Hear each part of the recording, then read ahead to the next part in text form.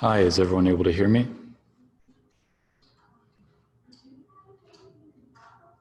Is it loud enough? I guess is the follow-up question.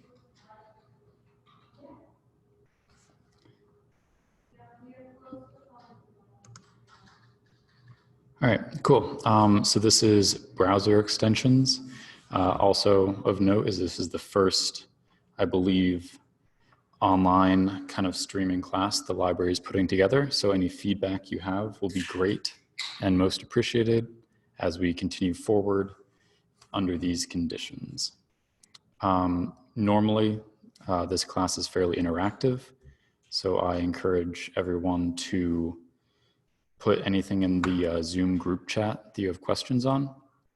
One thing that I will be doing in addition to this is this class is going to end up being, however long you guys are willing to sit and listen to me for, which would end up being a very long video afterwards. So one of the things I'm going to do is take any questions from you or any direction you put me in with any of the specific browser extensions. And I'm going to try and make short, 5 to 7 minute videos on each browser extension, kind of for a quicker look back on what these are capable of. Personally, I just don't feel like listening to a 40 to an hour long video. So I think breaking it up into the smaller segments will be good. So just let me know anything you'd like me to cover. All right. This is an extremely small slideshow because most of what we're going to be doing is looking at the browser extensions. But as always, if you want to have the slides after this, just let Mary know. And yeah, just give Mary your email address and then we can send you the slides. If you give Mary your email address, you can also get signed up for the newsletter, which will let you know upcoming classes. And if any upcoming classes or classes in the past have seemed interesting, you can ask Mary for those class notes, which are kept up to date and full of pretty useful information, in my opinion. All right, cool. So these are just a smattering of different browser extensions, and there are hundreds of thousands. You'll be able to find any to suit your particular need, but I figured these ones were fairly generic, interesting, and well-reviewed. So awesome screenshot. This is for if you have ever wanted to take a screenshot of your browser. It will also let you do short recordings and some other nifty things, but mostly it's for taking screenshots of what you're viewing. If you've been to any of the previous classes, you always hear about password managers. Bitwarden, which is the second bullet point, is one of the more interesting free password managers. What's interesting about it is you can use it on your browser, you can use it on your computer, and you can use it on your phone. Sometimes you can't use the free ones in all of those places. The third one we're going to go over is Currently. This is more of a fun one. This is just a weather app, so it'll show you kind of a big screen of what your weather is at your current location. Google Translate. The more and more classes we do, the more and more we realize that Google Translate seems to be incredibly popular. So we thought we might as well show the browser extension for Google Translate. Grammarly, you have probably seen an advertisement for this if you've spent any time at all on YouTube. What this does is it will be able to tell you if you're making any mistakes. It will also try and correct tense issues, and it will also try and tell you in what voice you are writing in. So hopefully you can stop being as passive in your email or various other ways it detects what's good and bad about your writing. One of my favorite features about it, if you pay for it, is the ability for you to see if something's plagiarized, but not everyone may use that. Next on the list, we have Honey. This is one of my favorite Extensions, and by favorite, I mean I actually use this one every day. And anytime I go to like a big site like Amazon, Honey will let you know if there is a cheaper price on an item. It will also put coupon codes in for you. So it's just pretty low maintenance and very useful. You're not going to save a whole lot of money, but it's worth it in my opinion. And the last one is my actual favorite, and uBlock Origin. This is an ad blocker for your browser. So what an ad blocker does is it blocks the annoying ads on the side of your screen or the ones that pop up in the middle of the screen. It blocks those so you just don't have to see them. And also so you don't click on them, and occasionally it will skip the ads in YouTube videos and videos on other sites, which is nice. All right, so one thing I guess would be how do you find browser extensions? And that's a great question. For today, we will be going over Chrome. Most of these are also, and by most I mean all of them, are available in Firefox as well. But Chrome is a much larger percentile of the market, so we'll be doing it in Chrome. Easiest way, so normally I would do a call and response right here. So I'm just going to respond to myself because that's life. So how do you think we would find browser extensions for Chrome? Well, that's a great question, Tim. And the answer is you would type browser extensions into a search. So browser extension. So one of the first results will be Chrome Web Store, chrome.google.com. And this will give us access to browser extensions. This also gives us access to themes, but we're not going to go over that today. So extensions, and why should you use extensions? Well, they will do small tasks or link you up with a service you already use. So for example, with Bitwarden, if you use that already, then this is just making it more convenient for you to access it. In the case of Grammarly, you generally just use Grammarly in a browser. So it's just a way for you to access that tool. And you can get a tool for whatever you want. If you notice on this page, there will be a recommended for you icon, editors for pics area, and then various other things. So if we're looking for something to translate, Google Translate. But let's say we don't see this. So search the store for a translator.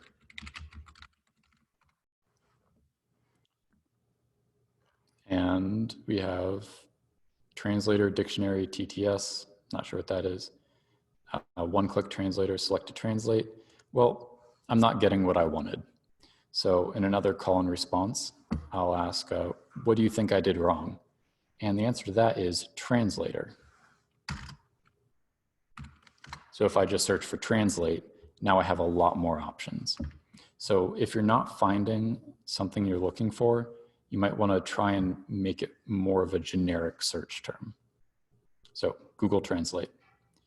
Now, the next logical question is, right, I'm responding, add to Chrome. So Google Translate, I'll click on it. And this button will add it to my Chrome instance. It's also kind of unfortunate I have to manually add people as participants. All right, sorry about that, Marcia. So we're on the page for Google Translate. Sometimes you may get worried, are you using the right thing or are you clicking on the right extension to install? One way to see this, one is offered by Google, it's offered by translate.google.com. That sounds pretty good. It has a lot of reviews. So more reviews generally mean more people have tried it and tested it out. It has almost a 4.5, so it has a 4.4, which is a very good rating. So if it was a lower rating, like around a 2 or a 3, you may want to look in the reviews, which are right here, to see what people didn't like about it.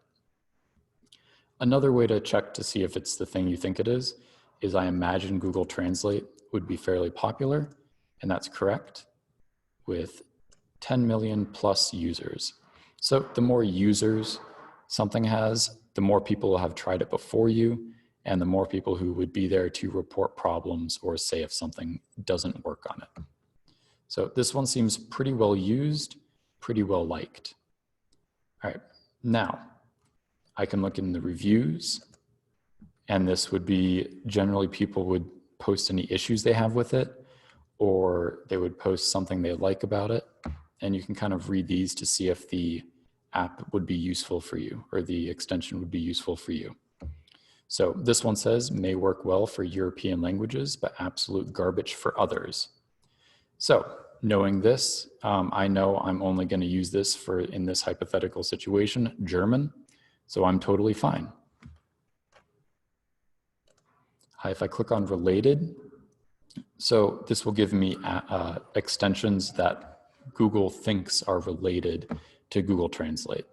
So if you, for example, want a note-taking app and you search for one and it's not what you want, you can go to the related tab and see a lot more options. So add to Chrome.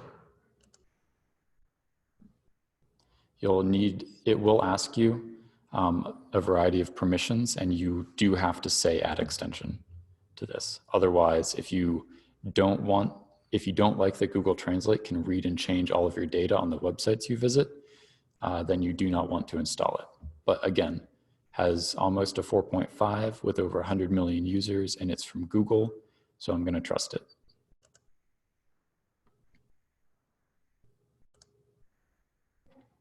So Google Translate, now we have it. So whenever you have a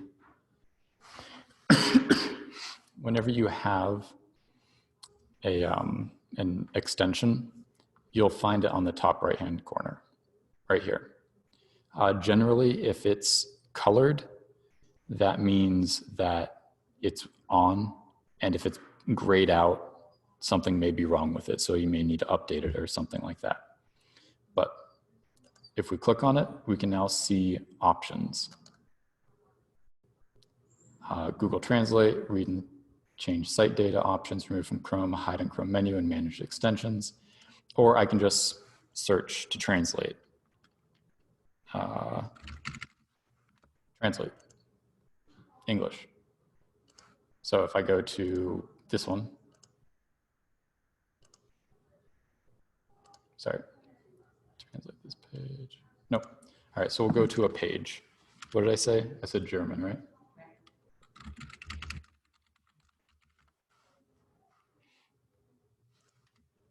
Of course, this is going to be in English. Yep. I'm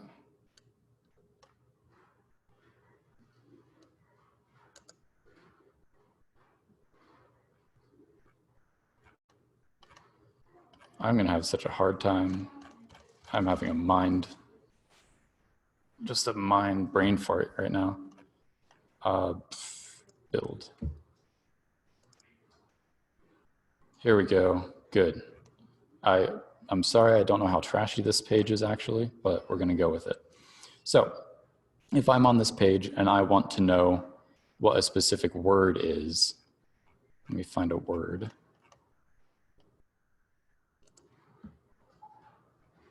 All right. I can select a word, hover over Google Translate, click on it, and it will tell me what the translation is. If I want to hear what it is, I can click on this and it will tell me. It'll say it out loud. If I want to translate a longer section, I just select a longer section, click on Translate, and now I see it. This is a pretty simple program, which is nice. And generally what you'll be using this for, instead of individual words or phrases, is you will be clicking on the icon and hitting translate this page. So that's when it will translate the entirety of the website for you to read. It does a pretty good job. You can see sometimes it won't get stuff. So with this, I just didn't see it. And it won't be able to translate some page types. the larger amount of it is now translated. So even including these tabs up here. Does anyone have any questions on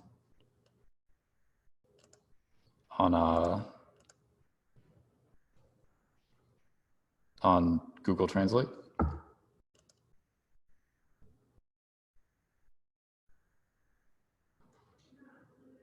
I'm going to assume that is a no. And continue on. All right, so one thing to note is some extensions are easier to install than others, and we'll get to that in a little bit. Right now we're going to go to uBlock Origin. This is the browser, or the ad blocker. You can, if you go to overview on this one, it will say finally an efficient blocker. So in this section, it will tell you things that reasons for you to like it. And it will also give you some changes, whatever you want. As always, reviews, you can just read the reviews and see if people like it. So been using it for years, I like it. Oh, this is something people want. I think uBlock is a good ad block. Okay. So you can read all of these reviews on any extension that you're looking to see if you can use and see if you want to use it. Again, what we did with Google Translate is we'll look over here, average rating of 4.7 out of 5. That's pretty darn good. Over 22,000 ratings. That's a lot of ratings, and over 100 or over 10 million users. So I'm going to say this is a pretty good program or a pretty good extension. We will hit add to Chrome. Once again, the window will pop up asking you to allow it to change, to give it permissions. This one is going to read and change all of your data on the websites you visit. Yes, and it needs to access the data on websites you visit because it needs to see the data in order to block the ads. So that makes complete sense. All right, so now if we go to a website,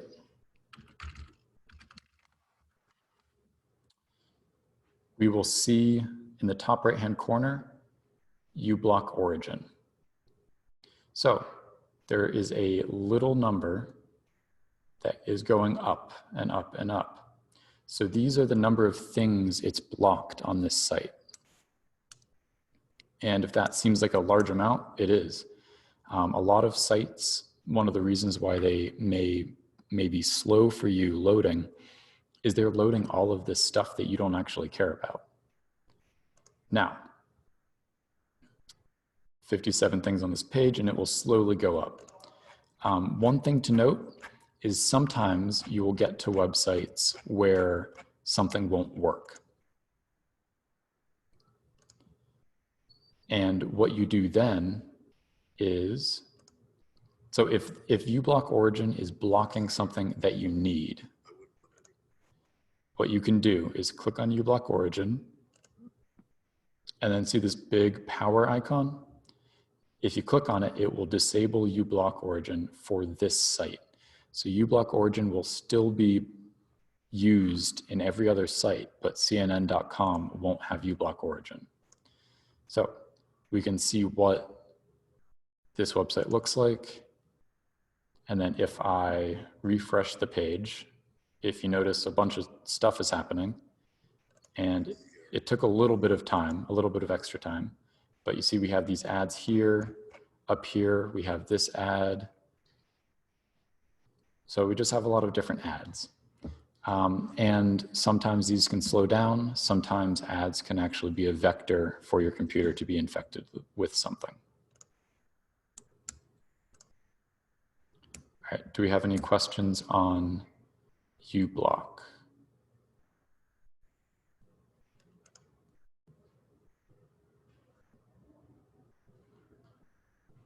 Yep, so uBlock, I've been using uBlock for a while and also recommend it. Yep, uBlock is available on pretty much every browser. It's probably number 2 in the world right after AdBlock. And as for Mary's question, can you reinstate uBlock origin for a site? Yes, of course. So right now, if you remember earlier on, God, I hate ads. If you remember earlier on, I mentioned that if an extension has a color to it, it's active. If it's grayed out, it's not active for some extensions. But for this one, it is true. It's gray, so it's not active. If I click, I can then turn this back on. Now, one thing to note is if an ad is already loaded on the page, turning uBlock origin on will not get rid of the ad. You will then need to refresh the page and it will get rid of the ad.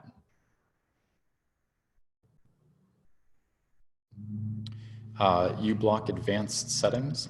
So uBlock can get pretty complicated. So I think that's a great idea for another class. I'll definitely circle back and do more. But basically some of the advanced options are you can more precisely select what types of things you want to block. So right here on the bottom, if I click on the uBlock origin menu option or extension, and I go to the bottom and I hover over it, it'll tell me what it does. So click to block all pop-ups on this site. So now whenever I click that, it put an X through it. So that means now that pop-ups will not be blocked on this site. So if we refresh the page, it should have allowed pop-ups, but maybe some of those things aren't counted as pop-ups. Same thing with large media elements, cosmetic filtering, not really sure what that means. Yep. So you can select things to specifically block, but I definitely think a future class to go really deep into it, because if you use the logger, for example, it can get really, really complicated. And then dashboard, not really, but it gives you a lot of different, sorry, I'm getting ahead of myself. So uBlock origin will be as complicated as you want it to be, or as simple as you want it to be. And definitely I'd be up for doing a class on how to make it complicated. But today, for the purpose of today, we're going to stick with the simple option and just tell you that yes, you can do a lot more with uBlock origin than I showed. So great question.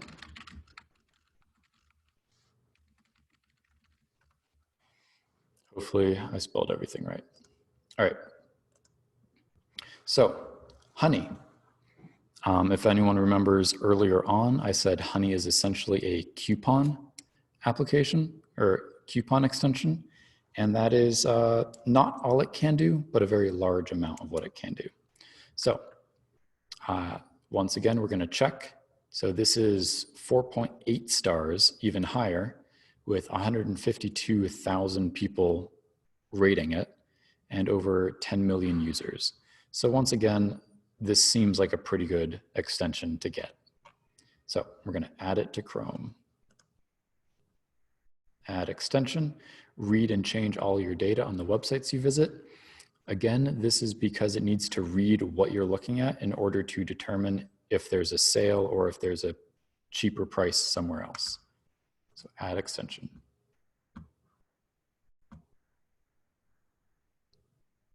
There we go. All right, honey has been added. All right, so join with, normally I would set up a separate email to join with, but we're going to make this as simple as possible today.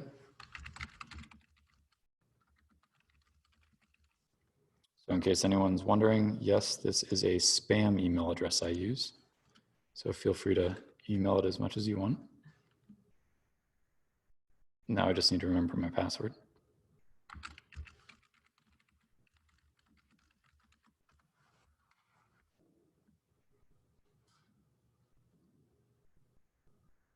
All right, so there's multiple ways to use honey. But if you go to joinhoney.com/explore, it will kind of tell you if there's anything specific that is on sale. Some people like this. As my grandfather always said, if something's on sale, it doesn't mean it's saving you money because you're buying it. You save more money by not buying it. But he had a way with money that I do not have. All right, so if we go to on the upper right-hand corner, this is our section, this is us, and we go to free gift cards. We can refer two friends to get $10 in Honey Gold. So that's just to tell you that I could share this with you, but I'm not going to because I'm a nice person. All right, so we're gonna go to Amazon. Normally I'd ask for someone to tell me something to look for, but I'm just going to search for a backpack for laptop. All right, backpack for laptop. Let's go something expensive. So, yeah, this one is expensive enough. As always, genuine leather doesn't mean vegetable tan leather. All right, so best deal. So one of the things this allows me to do is hover over this icon and it will say best deal. If it doesn't say best deal, it will then show me where there is a better deal on this item. And if I go over here to this H+ icon, I can save this to my drop list. So basically what this allows you to do is to save items for you to look at later.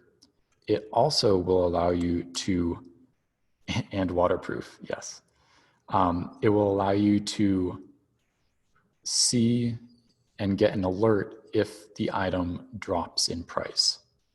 So watching for 60 days, notify me at 5% off at this color. Light brown's good too. And then dark brown, updated version, and then updated version, done. So if it is within 60 days, once it hits 5% off, it will now notify me. Now you may ask, where do I go to see the notifications? Great question. Top right-hand corner, which is where the extensions are. Click on Honey. Uh-oh. Rewards may be blocked. That's because of uBlock origin. Sorry, Zoom chat is getting in the way a little bit. If I go to Profile, Account,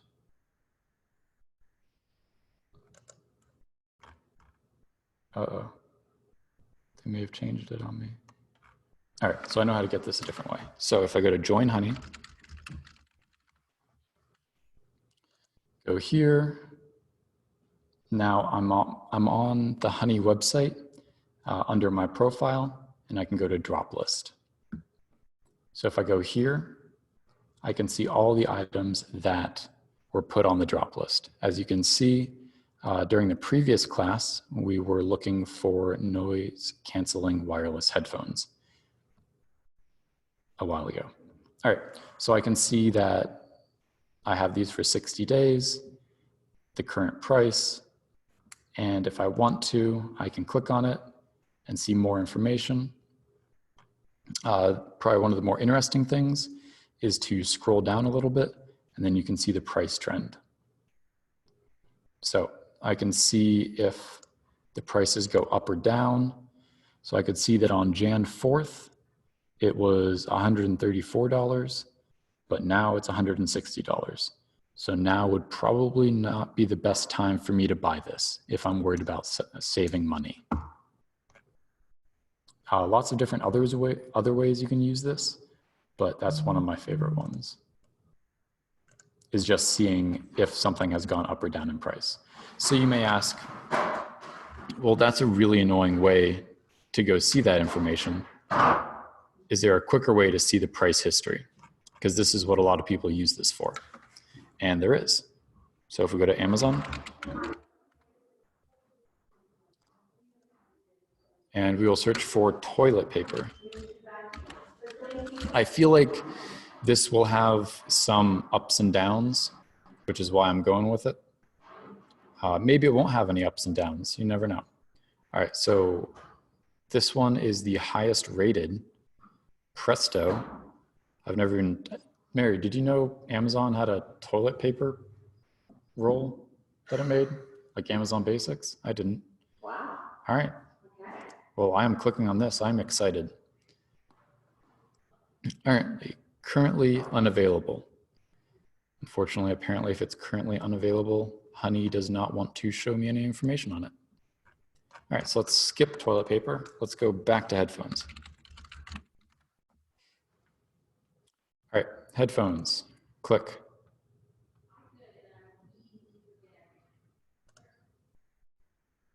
Two price changes. So if you remember on the earlier one, it said lowest price. So now it tells me that there's activity on this item and it says two price changes. So if I hover over this, go down a little bit, I can click on view price history. So right now it's saying, is this the best time to buy? Currently, this is the best deal of all Amazon sellers. However, Honey has detected two price changes in the last 30 days. So if I go to view price history, one click, it'll take me there. So Honey detected that there were two price changes. However, the price change was going up to $28 and then going back down to $26. So it's a pretty nominal price change and doesn't really affect my buying decision because it hasn't been significantly cheaper in the past. If anything, it's gone down in price, so that's good. So I keep seeing this, uh-oh, your rewards may be blocked page. Basically, all this means is whenever you go to check out on Amazon, just turn off uBlock Origin and you'll be fine. And then just turn it back on is the easiest way to deal with that. However, if you really go into uBlock Origin, you can specifically add Honey to uBlock Origin to just pass it right through. But a little bit more complicated. All right, are there any questions on Honey or anything else it can do?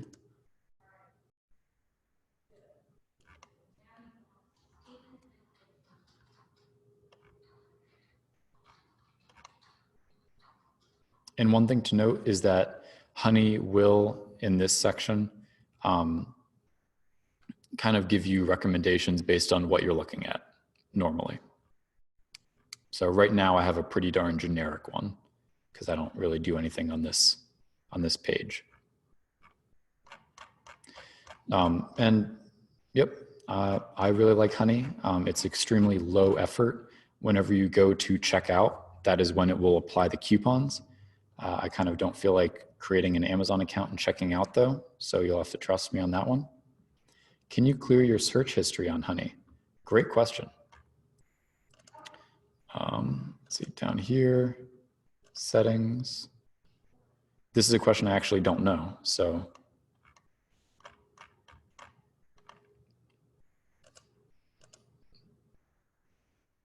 It seems like no. Which is interesting. I'm not sure how much Honey saves necessarily. Privacy, what information does Honey collect?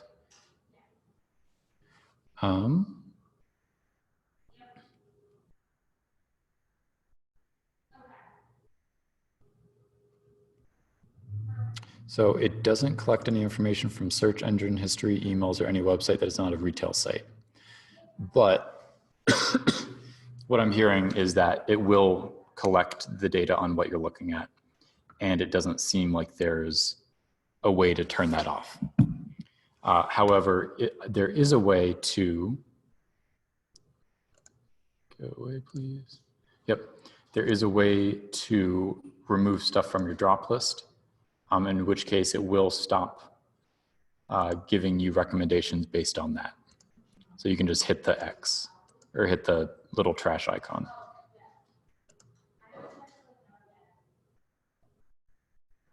If you cleared your Amazon search history, that's a great question. That would not work because Honey will have had the search history on its own servers as well. But good question. The same thing goes if you clear your browsing history. As long as you have Honey and you are signed in, it'll know what you're looking at. So if you don't like that, you don't have to use Honey. But personally, I've been using Honey for, I think 3 or 4, 5, 6, I don't know, whenever it first came out. And it has yet to intrude in a way that I wasn't okay with, which I can't say for everything.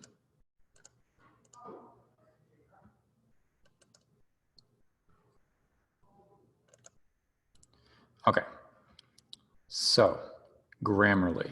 This is probably one of the more big budget ones we're gonna look at. Once again, I'm gonna keep saying it every single time because I'm nothing if not predictable. Grammarly for Chrome, 38,000 people over, and it has an average rating of 4.6 out of 5 and over 10 million users. So all of these things are positives. If we look at reviews, we can see a big negative one, major problems on Google Docs. I'm not sure how it can permanently cause an issue with Google Docs, but I will also show you how to remove extensions in case this happens. All right, so add to Chrome, add extension, reload.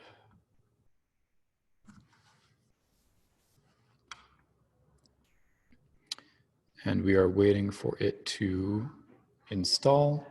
It'll show up here. Cool. So Grammarly, create a free account. So one of the things we did is we started this, or I started this with none of these already installed. So everything you've seen is actually what you will have to do to get it up and running. So this is the first one, or this is the second one that's required an account.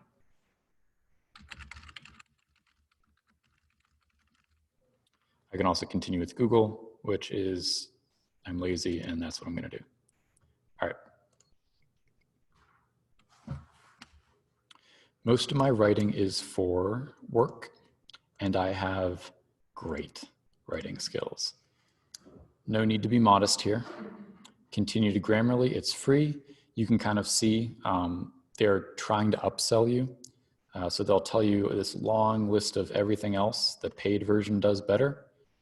However, I generally only care about spelling, grammar, and punctuation. So free is enough for me.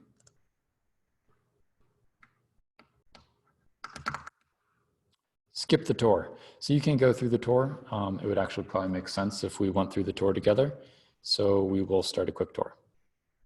Editing made easy. Next.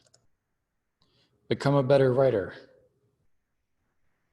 So one thing it is good is it's kind of going through all of these different words on the right-hand side, but this is one of the things that Grammarly is great at.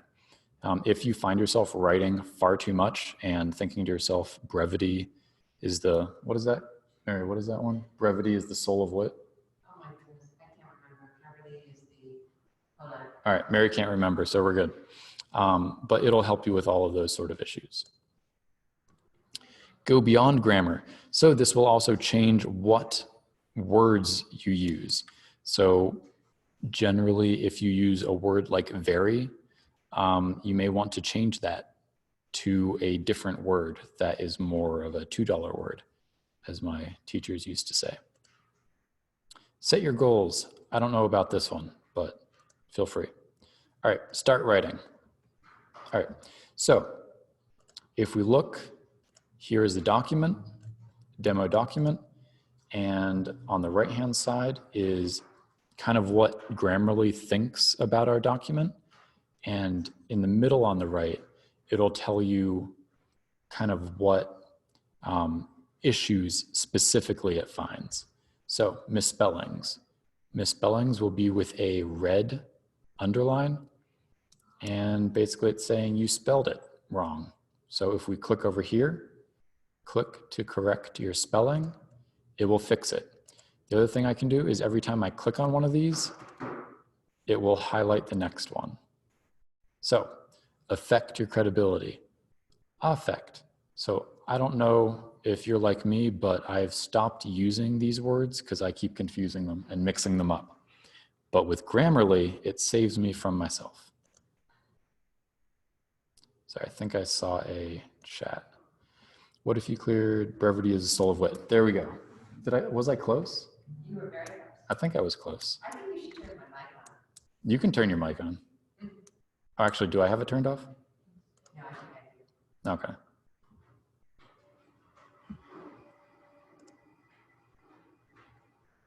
Well, Hello, everyone. all right, so let's see. So there we go. And then I will turn off my speakers so we don't get a feedback loop. Okay. Hello, everyone. All right. So it's very exciting going through these one by one, but let's just skip some of these. Punctuation. I just thought, like this one, it found that there was a space in between punctuation and the period, which is nice. Underlines that are blue indicate that Grammarly has spotted a sentence that is unnecessarily wordy. So this will kind of rearrange words. One thing to note is don't just blindly accept what Grammarly tells you is correct. Sometimes it will change the meaning of what you're trying to say by kind of making it less or making it more concise. As you can see, or probably hear, I don't have an issue with being concise. All right, what is advantage of Grammarly over Word? Great question. I would say in terms of misspellings, they are basically the exact same. I think Grammarly is slightly better at grammatical errors. Word sometimes doesn't fully understand, for example, there, or which is which kind of stuff. And Grammarly gives better suggestions for that. Grammarly, in my opinion, also is better at determining the wordiness or kind of the thing we just went over. So help you revise a wordy sentence in an effortless manner, effortlessly revise a wordy sentence. So Word wouldn't do that as well. Now, I will make a statement that what advantage does Grammarly have over Word? They don't have to be separate. There is an extension for Word for Grammarly. So you can use Word and just tack Grammarly on, which is what I do. Grammarly versus human editor for publication. Oh, human editor, hands down. Real eyeballs are generally, I mean, as long as they're a good editor, real eyeballs will be better for kind of the tone of an entire document than Grammarly will be, because Grammarly only looks like one or two sentences at a time. And a whole editor will kind of get a better feel for the entire document if they're, good, in my opinion. However, before you send to an editor for publication, I feel like Grammarly may save them a lot of time. Now, one of the things we're going to look at again on the right-hand side, I'm going to have to close this a little bit. Nope, I'm just going to have to close the group chat. All right. So it'll say correctness, 3 alerts, clarity, mostly clear. So if it thinks you're not making sense, Grammarly will tell you. It's really not here to pump up your or my ego. It'll say it's completely wrong. Engagement, a bit bland. So kind of this lets me know that it's kind of passive. I don't have very many calls to action in my writing. This becomes more important if you're trying to get something across. So if I'm trying to basically really say that Zoom is the best video conferencing thing and we should be using Zoom instead of X, Y, or Z, I would want to make sure under engagement, it doesn't say a bit bland. I would want it to say something like exciting or interesting. And delivery, apparently there are serious issues. However, this is, I believe, because of all of these issues. I believe we will bring that score up a little bit after just allowing all of this stuff to go through. Nope, still changes it. Oh, it will also kind of tell you things you can't fix with the free version and ask you to go premium. Now,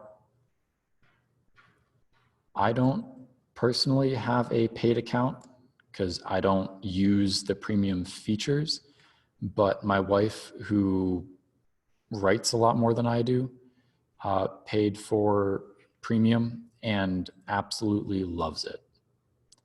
What does she like most about it, Tim? Does she what? What does she like most about it?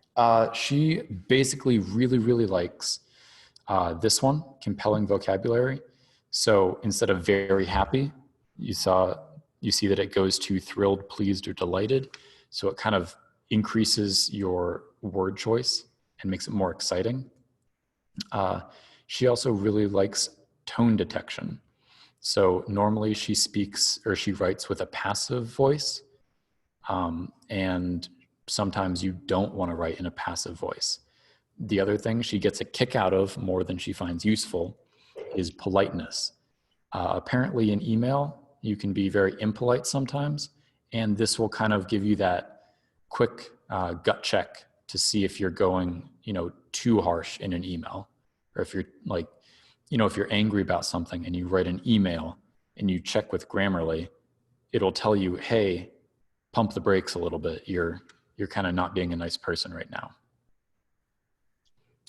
The other thing that's very useful, especially if you're in college or you know someone who's in college, is the plagiarism. And it's a lot of fun to see if your professors or one of your classmates plagiarized, because Grammarly will definitely tell you. Could the library get access to premium? I don't know if Grammarly has a library program, but that's probably something Mary will check. Yeah, that's a great question.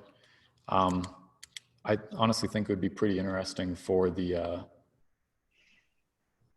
because people do resumes here and job That's offer true. letters and stuff, That's and that would be a absolutely pretty big value Okay. add. Yeah. But anyway, yeah, Grammarly is very nice. So I'm just going to show you one more thing. I did mention earlier that Grammarly had an extension for Word. Well, it also works for Google Docs.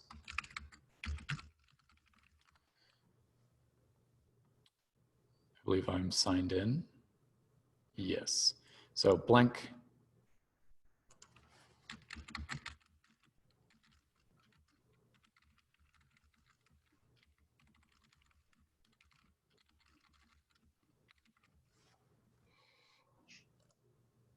So Grammarly is now beta testing on Google Docs. Turn it on. Click.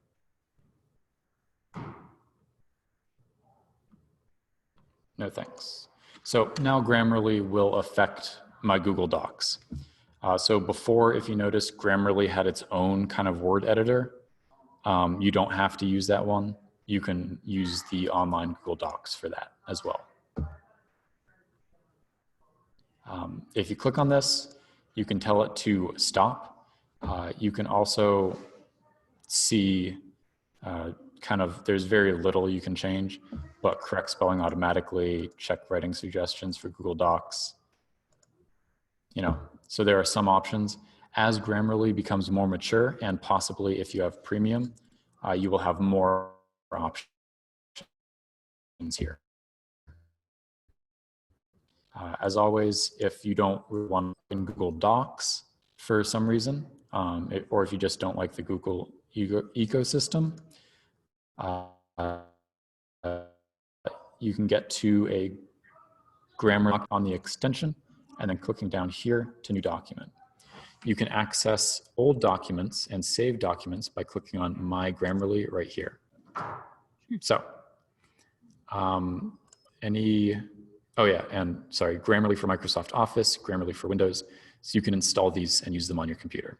I don't believe there's one. Well, it doesn't say there's one, but I don't think that there's one for Apple or Pages.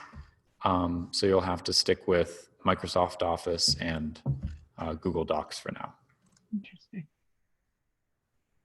So let's check the chat. All right, what's the difference between extensions and apps or programs? Great question.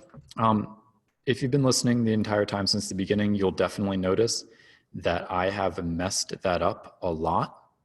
And that's because there is very little difference in my eyes at this point in time. Technically, extensions go on top of programs or apps, and they run within them. So these are extensions for Google Chrome. If I deleted Google Chrome from this computer, all of these extensions would do absolutely nothing for me. They're not standalone. So if something is standalone, you would call it an app, an application, or a program. But that's a good statement. Yeah, extensions are basically just add-ons to the standalone apps or programs. But functionally, Grammarly, just right here, does essentially what Word does, in my opinion. Word's a little better at formatting, but it's kind of nice, in my opinion again, to write in the Grammarly or Google Doc ecosystem and then copy paste it into Word to do your final formatting.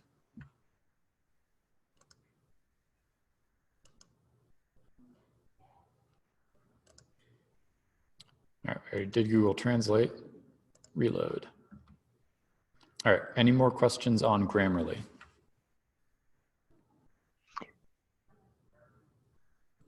All right, let's see, it's almost been an hour, so congratulations on staying with us this far. Let's make sure there isn't another participant hanging out. All right, so currently, once again, 1,854. That's not that many compared to the other ones, but over 1,000, still pretty big. Over 100,000 users, still pretty big.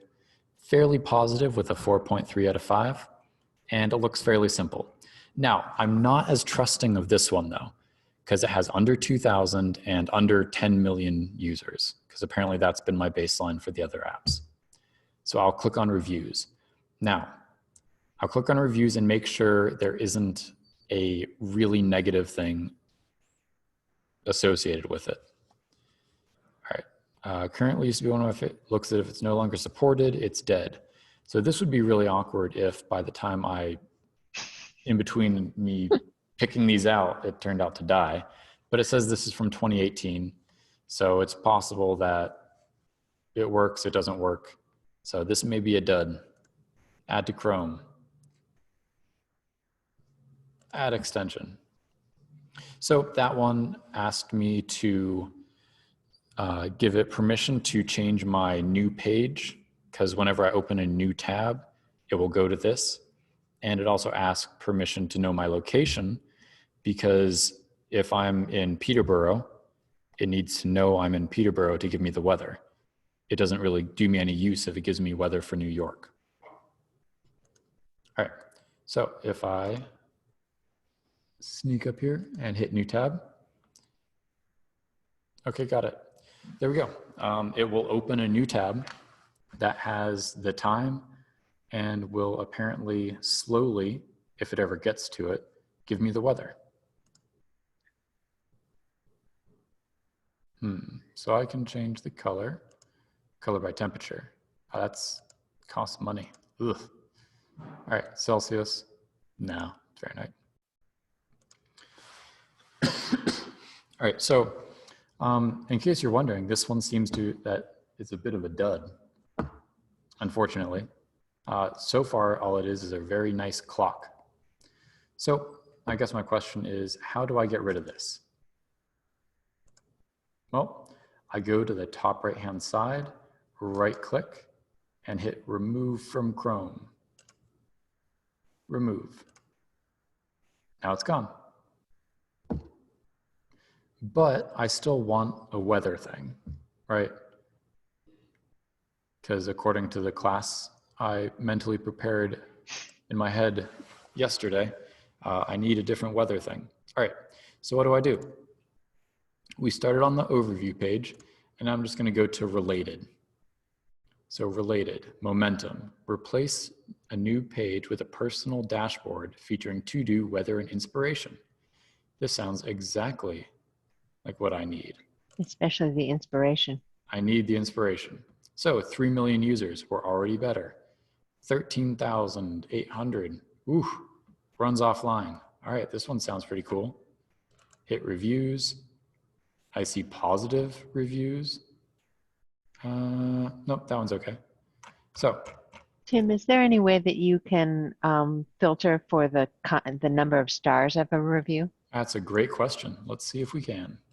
Spoiler alert, we can. All right, so search the store. I want a note-taking app. So I will hit note. Click. And I demand perfection. So don't really do this one. 5-star, well, you can do it with something as generic as note, but it'll really limit the options. But 4 and up is pretty good. So note, more extensions. And now I will find a lot of extensions that are related to the word note. So minimalist notepad, that looks kind of cool. So before clicking on anything, I can see who makes it, and I can see the name of it, and I can see how many stars it has. Another filter you can do over here on the left-hand side is free. So you can choose to get only free ones. And you can also choose if you want stuff for your Android tablet, available for Android, works with Google Drive, or I like this is its own checkbox by Google. So if you want to be in the Google ecosystem, you can just click this and stick with Google. So Google Keep would be Google's note-taking application. Run offline, great question. Run offline basically means if I am using a laptop or a computer and I lose access to the internet, the extension will still do something. So in this case, for a note-taking app, I will still be able to take notes, and I will still be able to view the notes that I have taken. Now, with note-taking app, run offline seems like a very important thing. For telling me the weather, it seems like a less important thing. So kind of depending on what app type you're looking at, run offline is either very important or not important.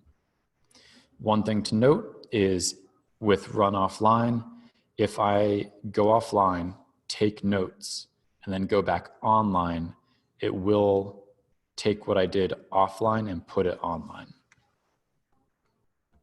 So you don't have to worry about losing stuff like that. Momentum, so add to Chrome, we go over that. I'll just do it real quick. But this is basically just to show you that if you find an app that doesn't work, you can then add one that does. So Tim, what's your email? Nah, stay logged out. I like that it gives me the option. What was my main focus for today? Teaching. So, check. Great work. I really should have saved that for the end. I really messed up there. Yeah. So we're going to pretend that no one saw that. Okay, we'll come back to it. All right, so anyway, tells me the time. It tells me the that it's overcast clouds and 39 degrees. Click on it, see more of a forecast. It's nice. Now, how do you get to this page, you ask? I press the new tab button, and this is now my new tab. I personally like these sort of things because it makes it a little more visually interesting. And honestly, my new tab page is just a blank page anyway, so it might as well do something interesting. Okay. Any questions about kind of searching for and using a weather app? I mean, I guess there wouldn't really, pretty straightforward. All right, I found one thing that I dislike about Zoom. I can't actually click on this to close it. There you go, click. All right, Bitwarden. So I'm not gonna go too into this one. One, because it deserves its own class. And secondly, because it deals with passwords, which I don't really want to put on here or fill out. But Bitwarden, free password manager. One of the things that is nice about Bitwarden is it works on your phone, it works on your tablet, it works on your desktop, and it works on your laptop. And it will sync across all of them. So if I have my laptop and my laptop dies, I still have all of that information on my phone. One big thing to note is my phone has the information. Bitwarden itself does not. A lot of the password managers encrypt your information, but they keep it on their servers. So on one hand, if I lose my laptop and my phone, I'll be unhappy.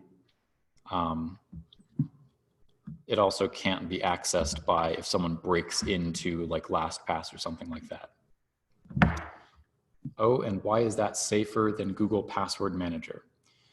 The short answer is not a really good answer. It's safer by a little bit. So with Google, one of the main issues with that is if you sign in to a computer with your Google account, all of your Google passwords are going to sync over to that computer. So if you did this at a friend's house and your friend's computer gets infected with something, now your passwords are on that computer.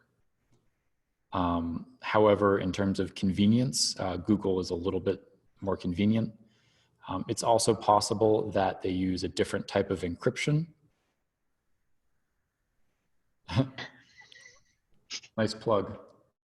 If you had the paid version of Grammarly, you would have been able to catch that. Oh, well. Yeah. No, you would have caught it with the free version. But yes, so Google Password Manager, you can use it. It's convenient, but everyone knows you have it. So it's more likely for people to look for it, if that makes sense. But anyway, with Bitwarden, add to Chrome, it doesn't have that many users, but it's immensely positive. And if I go to reviews, it's very positive. So, oh, this is the first non-5. Cool. All right, as always, only add things that you want to. Add extension. Browser extension installed. So they have a nice little video, and by little video, I mean 5.5 minutes. So that will go over 90%, 95% of what you're going to be using Bitwarden for. You can also create an account.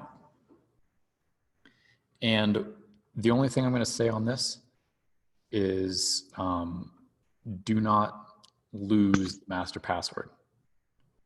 If you forget it, you lost access to all of your passwords. All right, how does the free business model work in this case? I worry that free could mean they go out of business. That is a great question. However, they are making oodles and oodles of money because of the business clients. So if you're not familiar with the way in which I speak, I generally go on tangents a little bit. So when I was in high school, we had a class on graphic design. Now, Adobe sells their Photoshop and Illustrator, all their programs to schools for fairly cheap, because then that way kids are trained on their programs. And then whenever they go into their workforce, they want the Adobe programs. So it's kind of a similar thing for Bitwarden, is users use it for free.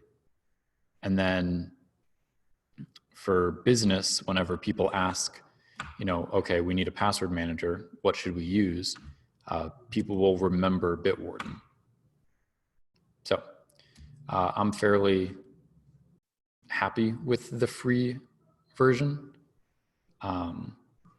Now, if you want to kind of do some of the more fancy things and have a password database that everyone can access, but certain people can only access certain parts of it, then you would want to pay the $1 a month for the family option. But if it's just you and one other person, the free account, more than enough to work. One thing to note is my second favorite is also free, and that's called KeePass. But it is very old school and does not have any sort of web integration at all. So you have to be at a physical computer to access it, which is why I do not recommend it for a lot of people anymore. Bitwarden, let's see, there's just one thing I wanted to tell. Yeah, okay, so we kind of went over this, but do not forget your master password. I will never tell you to write down your passwords, but I will tell you that I have my master password written down.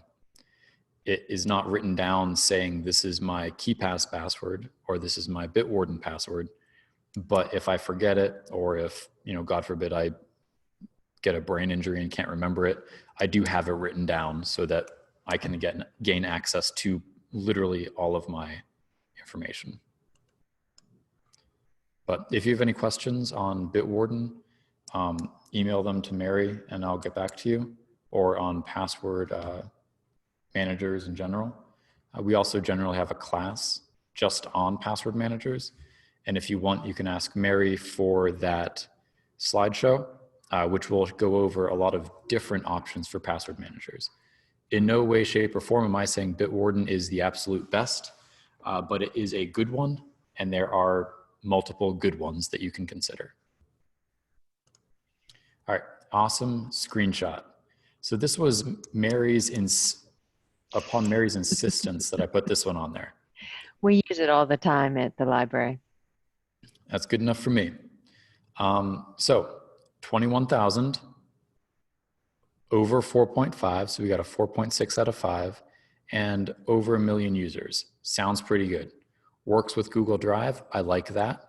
Runs offline, again, I like that. Reviews, ooh, Mary. Hey, I don't know about Michelle. All right, let's see, what's wrong?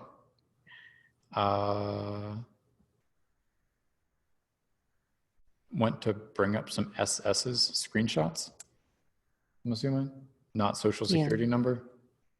So apparently this one lost some of her data, which he's not excited with. Anyway, add to Chrome, add extension. All right, and then here we go. Looks kind of fancy. All right, so click. Capture visible part of page, capture after countdown, capture selected area, capture entire page, select a local image. So there's a lot of different options. Generally, I feel like capture entire page will be the thing you use. Although sometimes when you are trying to capture something and if you have to move your mouse, something pops up or you don't get what you want. So the capture after countdown can be really, really helpful. Because you have to go up to awesome screenshot and then you come back to the page to click on the button to have the pop-up that you want to capture. Okay. And sign in to upload and share images quickly. So of course it wants that. Options. Here it will tell you the shortcuts. Control-Shift-V to capture visible, capture selected area, and capture entire. Countdown timer, image format. I imagine if you log into it, that's when you can associate it with your Google Drive and go from there. Yep. All right. Seems nice, personally.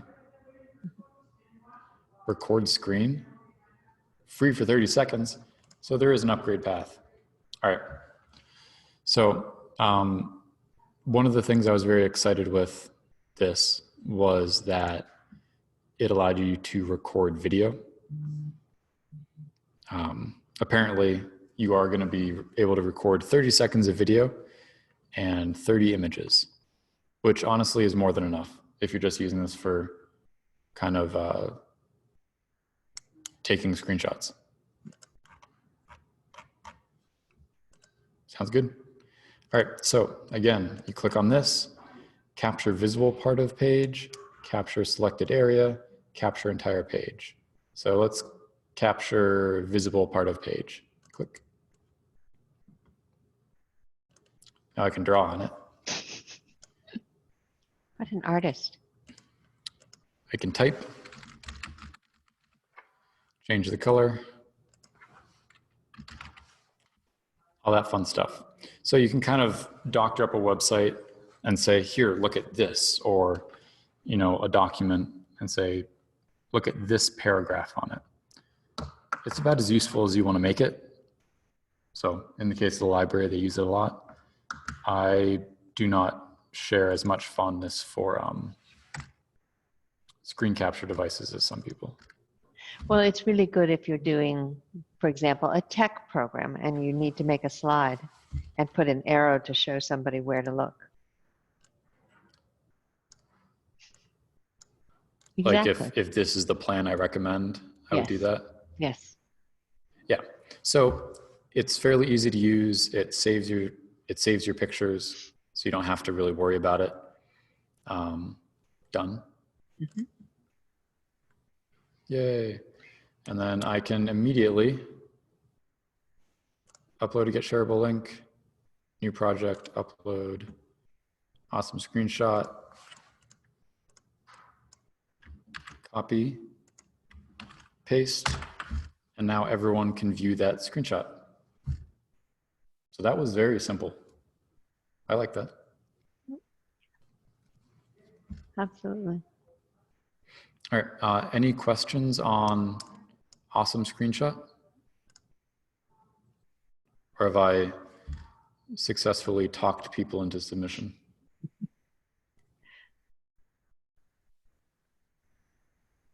I think you've covered a lot of material, Tim. It's fabulous. Now we need to go and play with them. I mean, I highly encourage just downloading or trying everything out. But it may come to the point, I appreciate what I assume is a compliment. I feel like I'd be a horrible salesperson. I'm too honest. Plus I keep telling people to use the free stuff. You're just drawing them in. Yeah. All right, so thank you. One more thing before I go, and one more thing to let you guys kind of think about what you may or may not have questions on is now I have this huge bar of extensions. So how can I fix that? Well, one thing you can do is you can right click. So really with Google Translate, I don't really need to see it because I'm just going to do the thing where I select and it'll translate that portion of it. So if I right click on it, I can hide in Chrome menu. So now that's gone. Honey, again, this Honey kind of automatically does everything for me. So I'm going to hide it.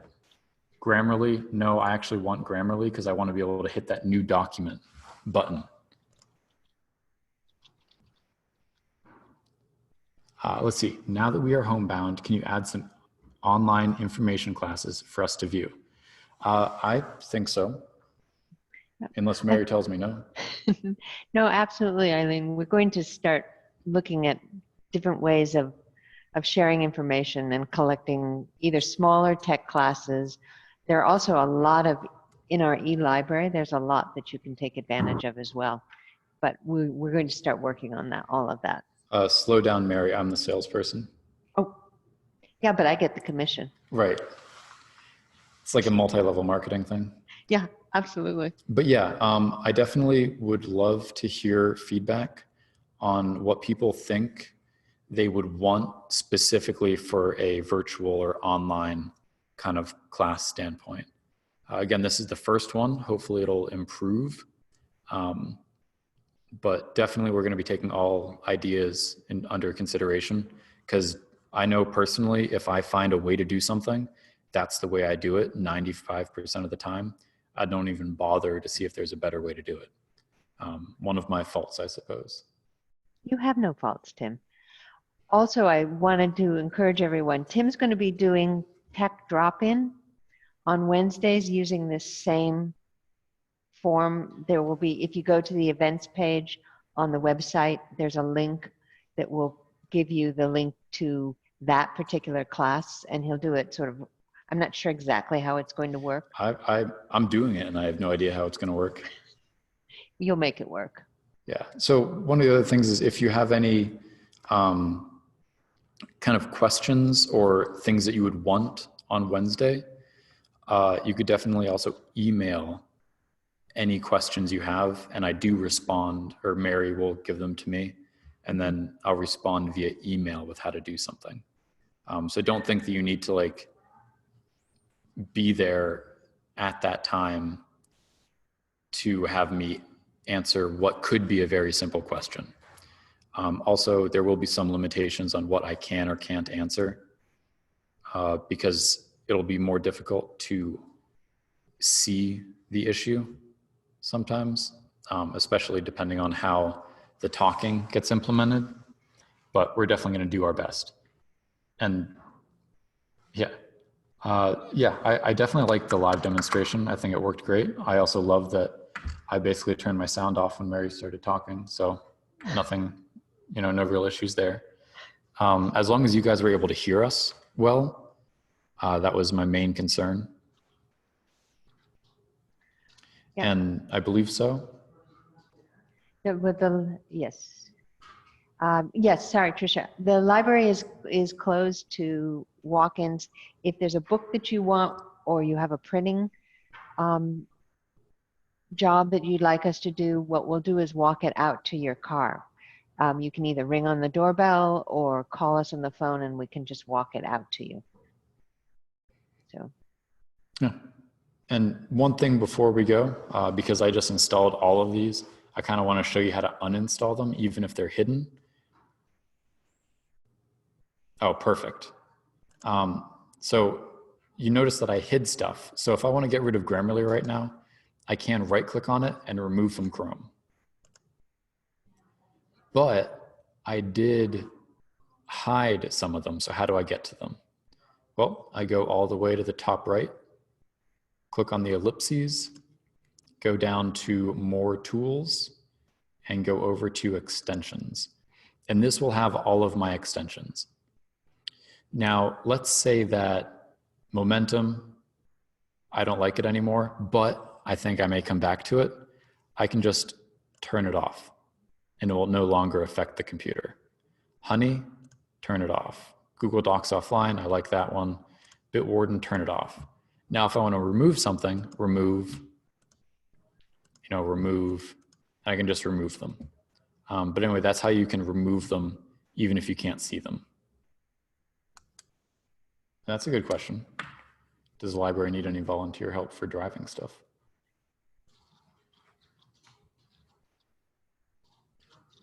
Oh, sorry, I can actually talk. I forgot. Yeah, Turn my. I mean, I can make it. I was going to type, but Ross, thank you. We're trying to figure this out. We're starting with our basics.